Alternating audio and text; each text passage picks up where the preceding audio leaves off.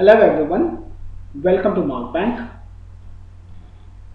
Let us try to understand the second variety of modifiers, that is a dangling modifier. So what is the definition of a dangling modifier?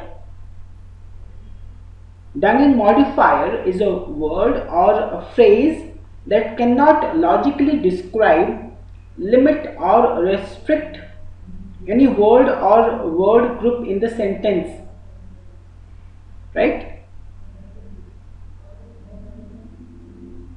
Now what exactly does this mean?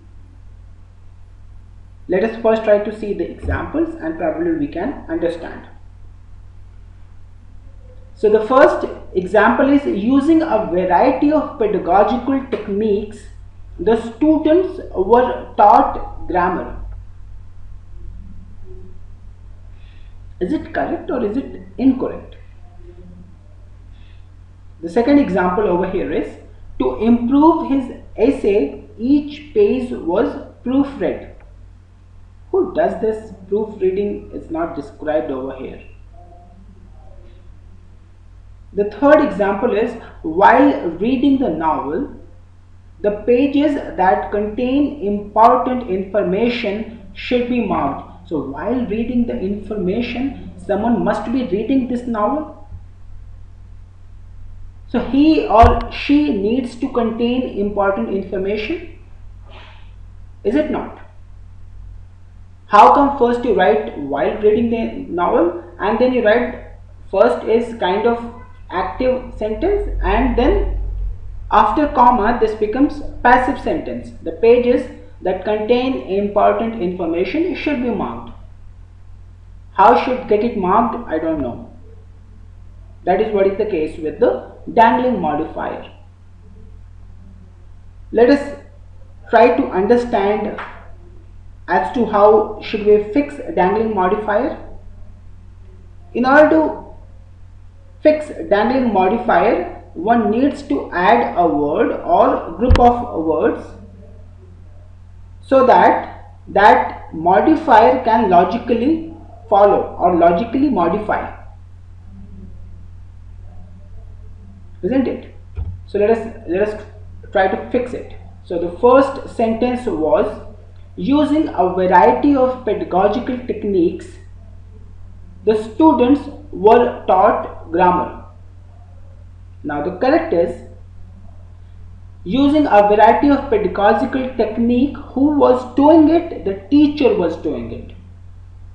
So if before comma you're writing everything in the active sense, the rest of the sentence should not be in the passive sense. It should also be written in the active sense. Now in order to write this in active sense, a subject has to be there. Hence we brought the teacher. Using a variety of pedagogical techniques, the teacher taught students grammar. Now this is correct. Now this logically follows. Now let us see the second example. It was to improve his essay, each page was proofread. Now to improve his essay, who is going to do the proofreading? Someone must be doing it for himself or herself. Since it is written as his, let us try to introduce a name over here.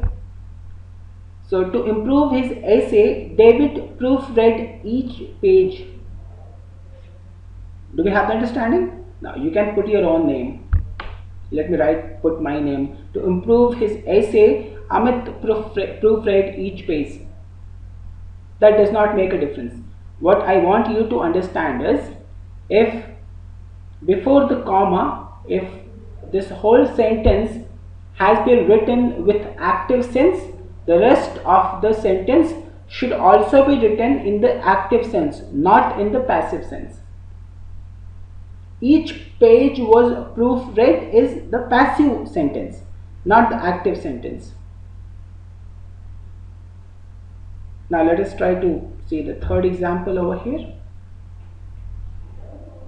Now the third example is, while reading the novel, the pages that contain important information should be marked. Now this marking the process should be done by someone. Who is this someone? If it is not mentioned in the passage or in the sentence, we need to introduce it. So what is going to be the correct sentence? While reading the novel, you should mark the pages that contain important information. Now the whole lot of sentence before the comma and after the comma, both of them are written in active sense.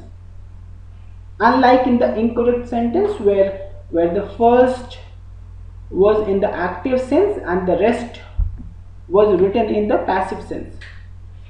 Now we have introduced this subject you over here as well. We could have written he should mark, or they should mark, or Amit should mark, or you can put your name, but that is going to be the correct one. I hope that you are getting it. So we understood how to fix dangling modifier in this video. We will try to introduce some more examples in the next video. Till then, bye bye and take care.